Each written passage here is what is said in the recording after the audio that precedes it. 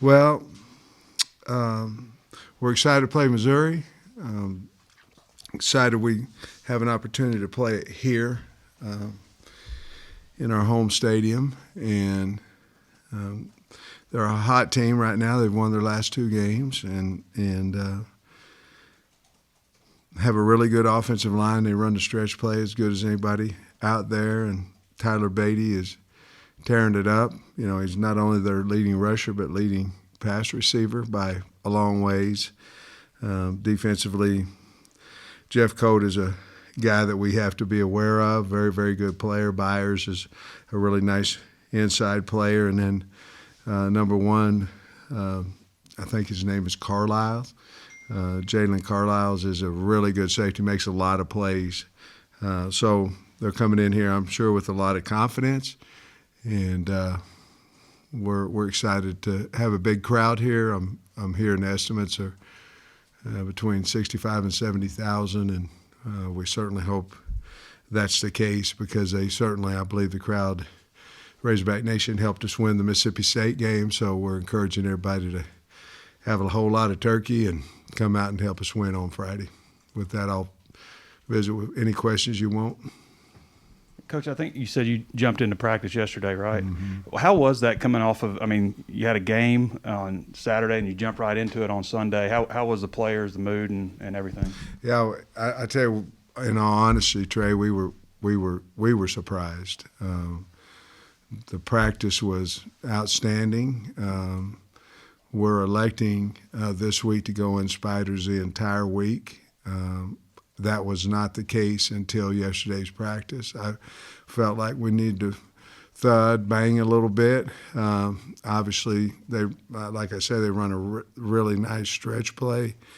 That's their bread and butter, I think. They're good in the gap schemes too, but wanted to fit it up. But because of the speed of practice last night, I felt like we could get our work done and make sure that we heal up a little bit and make sure that we get our best players to Friday at 2:30. So,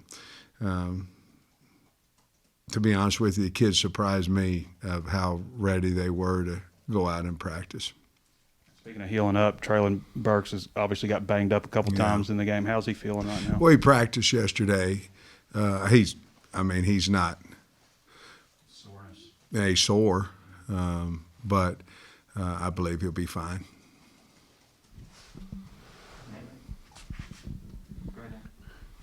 Just as far as Missouri, just kind of what do you look for from them, especially Beatty, just kind of what kind of a back is he and what does he do?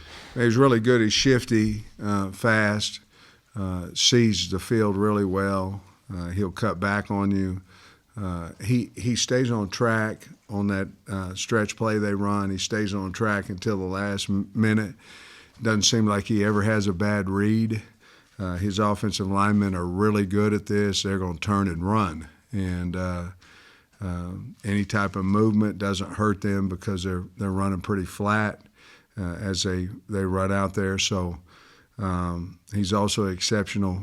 They use him a lot throwing the ball to him. And he's got really good receiving ability, just a tough kid and really having a great year. Also, just what Bannister and Byers have done, I mean, does that make you in recruiting give even closer looks to Arkansas kids? Well, yeah, probably. They're good players, but I can't really speak on what happened recruiting when I wasn't here. But we don't want to let our good ones leave the state and go play for, especially a team that we would consider a rival game for us. That's what I wanted to ask you about. The nature of this is so fresh still, really. And can it become a big rivalry? Do you sense that there's more to it now with Barry on your staff and these guys and all that? Well, I think so. And obviously we have some players that, transferred here from the University of Missouri, and of course Trey Williams came, but it wasn't, necessarily from Missouri. It was from Houston here. But we that probably has heated up the rivalry a little bit. Anytime you have a trophy game, I think it elevates the rivalry as well. But we should be, this should be it. We're close. The two schools are close, and we have a trophy to play for, and have a lot of respect for Missouri. But I like the fact that we're trying to get this to be a rivalry game. Obviously, rivalry games aren't any good if you don't have two separate winners every now and then. And it's good for the ones that winning all the time. But Missouri's beaten us several years in a row, and so it's probably a little bit more of a rival for us since we haven't been able to beat them. And I wanted to follow up with this one.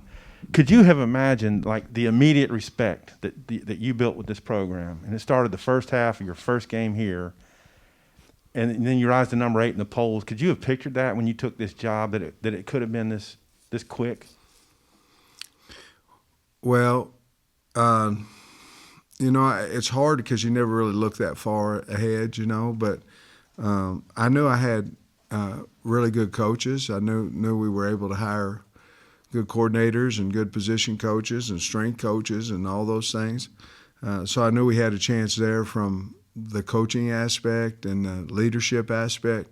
I really didn't know a whole lot about what we had on the team. I think the biggest thing that we did is we came in and it was the guys on the team weren't Coach Bielema's or Coach Morris's kids, they were ours. And I think that was, we didn't try to run one guy off, nor did we try to keep anybody. And I think we treated them all about the same, and expectations high for all of them, regardless of whether they're a Burks, a Jefferson, a Morgan, or whoever it may be, to a walk-on guy that's helping us in the scout team because he's got a lot of value. So, no, I really, to be honest, I haven't really thought about that.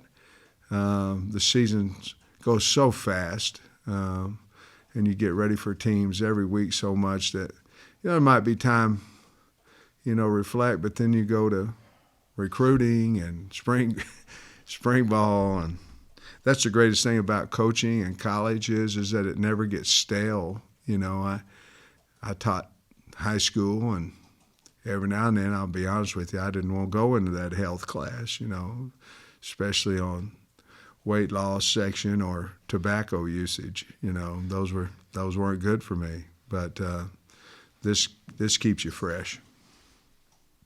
How do you evaluate just generally the job that Barry Odom has done on your staff, and what can you say about him and his time here so far? Well, he's done a great job for us. He's been a valuable asset to me and everybody else in the program. He's just a really good man and knows what he's doing, and I'm just really proud and happy that he's on our staff. Senior days are kind of tricky these days with super seniors and whatnot. Is there anybody that's walking that maybe we didn't expect to, or you got any idea how that's going to shake out? Well, I don't think so. I don't think there's anybody that Dalton Wagner's not going to be out there, so that would be maybe a sign. But I don't know if it really matters, to be honest with you, because last year all those guys walked out there last year and then came back. But I think Dalton is the one that I saw that he not refused, but what do you call it when he said he didn't want to accept that. Dalton's a really cool guy, and he's he had told me he's going to come back, and I asked him maybe a week or two ago, he's went through finger surgery and all those different things, and he just said, "Coach, I told you I was going to come back, and that's what I'm going to do." And so there's one. I don't know about the rest of them, and I'm sure I'll get asked about Burks and all that, and I haven't had the chance to sit down and talk to him about the information I have, and we'll see how that. I will this week, and we'll see how that works out. How do you see recruiting visits and stuff for this one playing out? Because it's day after Thanksgiving, but it's 2:30 game. How do you think it's going to work out with having recruits up here for the last game? I think we're going to be fine there. We have several guys coming in. We don't have any officials this weekend, but we'll have a big weekend next week, the week after this, and the week after that. But I think we'll have, just as the crowd is going to be what we anticipate, a big number. I think we'll have a big number of kids. Obviously, some cases they're still playing, and in some cases they're Thanksgiving and not be able to come. But I think the numbers that we have projected to come are pretty high. Coach, I know Hudson Clark didn't make the trip this past weekend. What's his status? And is there anybody else maybe banged up that's going to be limited at all in practice this week? Well, I think the spiders are going to help us a little bit. Where we might limit some guys a little bit more if they were in shells or in full pads. That was another thing going into it. I really don't. To answer your question, Hudson practiced yesterday. He was in a green, but I think we'll be able to have him back. Other than that, I think we're beat up, banged up a little bit, which you're going to be when you make the run through Mississippi State and LSU and Alabama, but not to the point where I think it's going to really affect us. I don't think so. We didn't have anybody set out of practice, I guess. We had one that set out of practice yesterday. And Dominique had been kind of the workhorse the last couple of weeks, and then I think this past week it was more evenly distributed at the running back spot. Was that something you planned going into that game? No, not at all. We got to a point to where Dominique had come out with banged up a little bit, and he's still not. Rocket's still a little beat up and with an injury, and Smitty came in. I thought he ran the ball hard and did some good things, and of course, I think AJ's a guy that, man, he had 2 runs against Alabama that he hadn't done before. In other words, he was in a pile of guys and got another couple yards. The 3rd and 1 on our back end copy, they cut it off because they thought he was done, and then he goes in there and gets another 2 yards and gets the first down. So if he can start doing that, he's going to be a really good player for us. If he can be, go get those hard yards, and so I think he had 4 touches and they were all successful plays, if I'm correct there. So no, it just happened to be that we were a little beat up with a couple of guys, and it worked out a little bit different than what maybe we would have planned going into the game. Coach, Missouri couldn't stop the run there for a while. In the last 2 or 3 games, it seems like they've, been pretty good against the run. What kind of adjustments did they make? Do you know? And then also the kicker. It's going to be a week where usually you guys, Cam Little, about kick most people, but their kicker's pretty good too. What do you think about him and just run stopping on defense for them? Well, I think he's really good. I think he made 5 maybe against us last year, and so I mean they got him a good one there. What was the question before? Oh, the run. They're moving more up front than over the last couple of weeks. They bring a lot of edge pressure, depending on what your formation is, where they're bringing it from. But to me, they've always played hard, but to me, it's just about the movement, and depending on if you have a running quarterback or not, some things that they've taken advantage of, certainly on their defense. You guys were leading the country in runs of 10 or more yards going into last week, and you're number 2 now. I don't. What does that stat say about maybe what your run game is about and the diversity of guys who've had 10-yard runs, you know? Well, it probably says a little bit about the offensive line, that they're doing a good job. It says a lot, I think, about the misdirection and KJ holding people on the backside. I mean, if you look at the Alabama game, him and the tight end on the backside held two back on the back end. And so basically if you're saying, hey, if we can hold these guys back here, it gives you a little bit bigger alleys, makes that Willie or Mike linebacker, depending on your formation, makes him have to run a little bit further. And then just the diversity of how Kendall calls his plays and whom he uses and things. So, once we get in a rhythm where, we had five drives, I think, over 75 yards. And once we get that first down, and we don't sub where they can't either, it makes it difficult on our opponents at times. You guys started off pretty strong last week. I mean, you moved the ball a little bit, probably got a little bit of confidence from that, but there was, I think, a couple missed blocks on the offensive line, and I think Ricky maybe snapped the ball early and stuff. But yeah, it seemed like from that point on, after that, everything settled down. What did you guys say to them to get that straightened out? Well, to be honest with you, start of the game, I think we had 3 efficient runs in a row. I think we gained 4 and then a first down, and then so it didn't feel like LSU. It felt like we're going to be able to run the ball and then obviously play action and all those things off of it. And then it wasn't the line. We had a wide receiver twice in that game.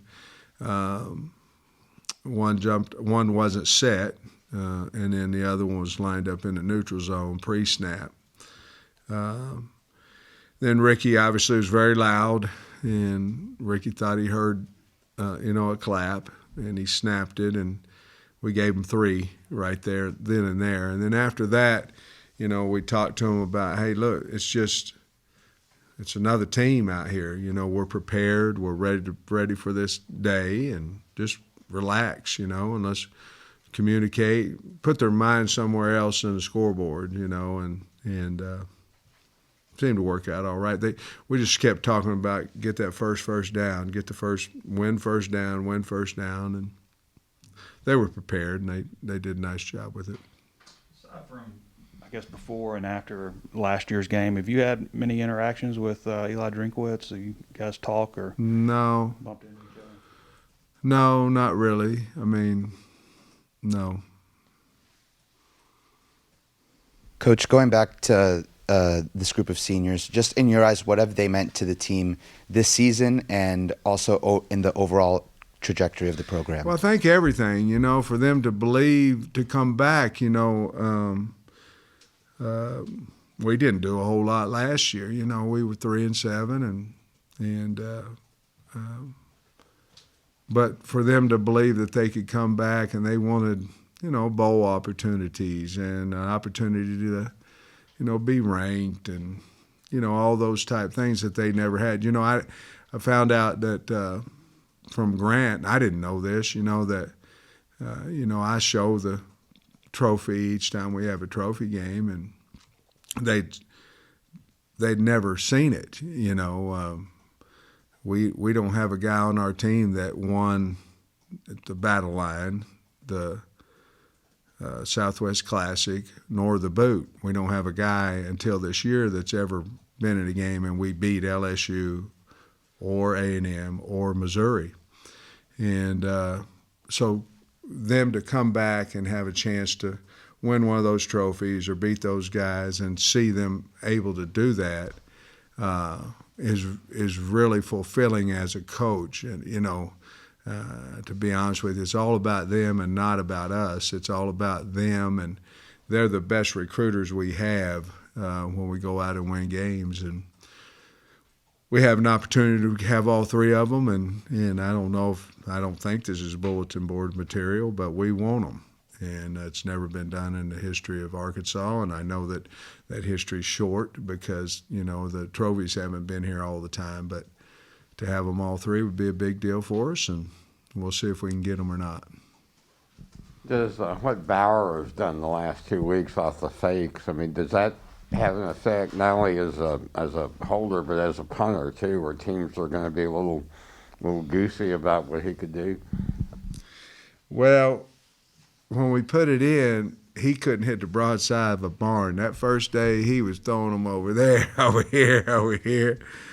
And I said to Fountain, we were in there and Fountain said the same fakes here. And I said, well, I don't want to run the same fake. Let's run Kern at the guy he blocked last week and then run him inside and see if Bauer can throw. Well, then Bauer did.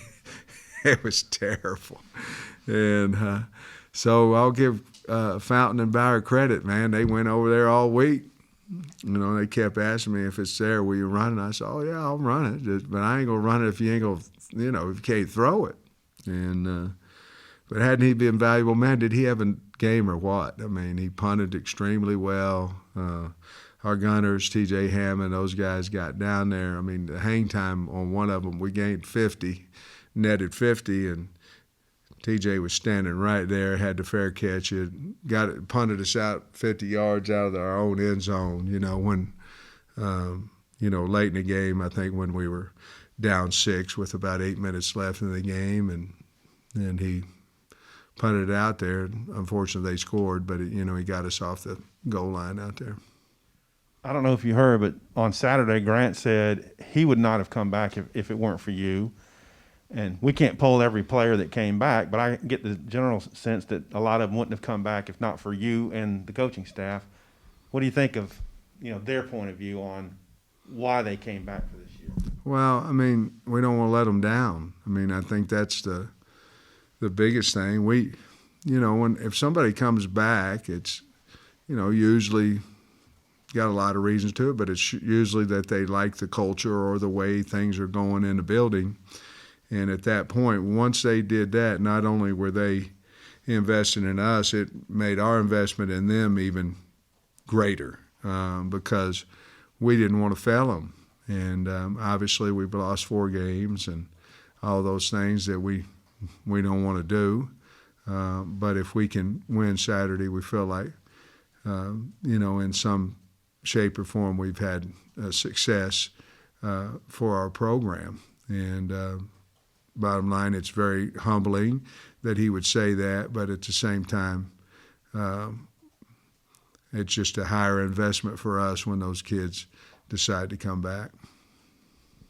When you have success in a season, it's usually not the upcoming recruiting class where that's like impacted, Yeah. but the next one. Next So one. how have things been with response from the 2023 class, and do you think it's opened any doors that might not have been there before? I think so. Certainly we're in the conversation with more kids that you might call higher stars or whatever you evaluate. So it has helped us tremendously. I think especially, I know nationally we've been on TV a bunch, on national TV, but I think it's really helped us in the state of Texas and the bordering states. We had a good visit down in Louisiana with our coaches, and when we went there, had good visit in Alabama. I know they're not. When we went on the road, the Hogs pretty strong out there right now. It's helped us. When you went back and looked at the film, is there anything you would have done differently? And if so, how can you use that for this final game before the bowl? Well, I think starting on defense, I think, we tried a lot of things. Tried to man coverage, and we tried to zone coverage, and we tried to match cover them. We tried blitzing, So obviously with the total of 42 points, the answer would be yes, we would try to do something else. I'm not positive, the guy, we were in cloud coverage, and the guy run right by us, which you have 3 guys deep. You had one guy right in the middle, and he ran right by us. So, or not the guy, Jameson Williams ran right by us, and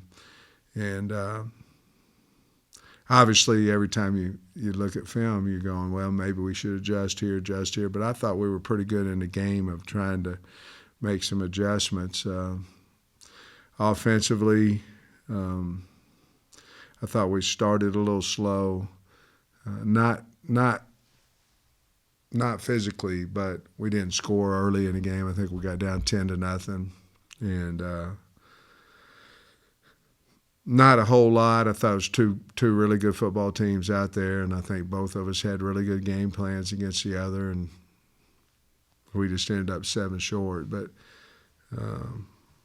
obviously we can block and tackle better and things of that nature, but schematically I think we tried about everything we could on defense, and especially with we had some injuries there, and so we were down some guys a little bit, but other than that I don't think so. Kendall said in preseason that his standard maybe for KJ in completions was 65%. KJ's at 66. Do you think he's merited some talk, for next year? Best quarterback in the SEC, best quarterback in the country, one of the best. You think? Yeah, I don't know why not. I mean, he's sort of like me. They had him 14th in the league too, and he way ahead of me. I get that, but I think that's a driving. I think that's motivation for him. But if you notice the way he throws the ball right now versus what he did against Rice, I'm just talking about mechanics. Yeah, I mean, I don't want to lose him. I mean, I think I don't want to trade. Pretty good. And my last question for you today is this: the kids today now say, are they giving you love? And you got a lot of national love from the press when you were 4-0 and number 8. Did you feel that? I mean, could you kind of feel and sense from the fans what was happening and what this year has been like? What I felt from our fans is when they show us, and that's, all the time. Arkansas is just so unique, and the fans are so unique. But when they start filling this place up in here, you could feel it. And, it started with the Rice game. I think we had over 65,000 or 63,000 in there, and then it went sold out. The Hog fans, the Arkansas fans everybody says that they got the best fans, this, that, and other, but I'd put them up against anybody in the country. That's my Yeah, Coach, do you get a sense from Dominique that this game may mean a little bit more to him, considering the way his recruitment and everything went down? And is that something you kind of lean on as like motivation? I don't. I think I really don't. I think Dominique's just trying to play his best ball. Go ahead, Mike. Take your time, Mike. We're meetings at 2:30. We're good. On that last drive, when it was 4th and 11 at the 35, and you were originally going to punt, and then you called timeout. Some fans have emailed me and claimed that you overruled Bryles, that he wanted to punt and you didn't, and all that. Can you explain what went on there? You want to know the truth? Yeah. All right, this is the truth. We had played such a good game, and we are down on the 35, and we're 14 down. And I go, if we don't make it, they're going to score again, and there's a chance they could score again and beat us by 21, and that's not going to be the telltale.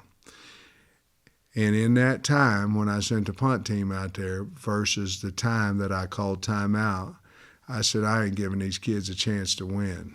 And if I do this, they're going to hold it against me, and I'm going to hold it against myself forever. No matter what the outcome is, we got to play to win. And that's exactly what happened.